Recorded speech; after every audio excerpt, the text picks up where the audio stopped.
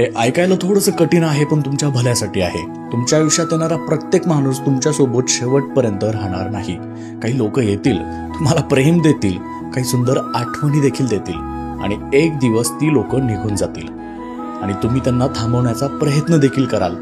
पण लक्षात ठेवा मित्रांनो, ज्याला तुमच्यासोबत राहायचंच नाहीये ना, त्याला जबरदस्तीने थांबवणं म्हणजे नातं वाचवणं नाहीये, स्वतःला दुखावणं आहे. काही लोक तुमच्याबद्दल चुकीचं बोलतील, काही लोक तुमची किंमत समजूनच घेणार नाहीत, पण प्रत्येकाला स्वतःची बाजू समजावून सांगत बसू नका.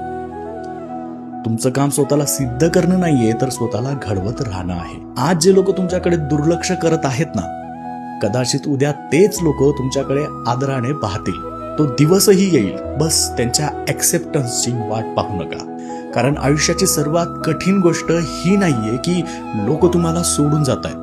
खरी गोष्ट ही आहे की लोक गेल्यानंतरही तुम्ही स्वतःला गमवत नाहीयेत. म्हणून जे तुमचं नाहीये ना, ते सोडायला शिका, आणि जे तुमचं आहे ना, त्याला जपायला शिका. कळलं काय?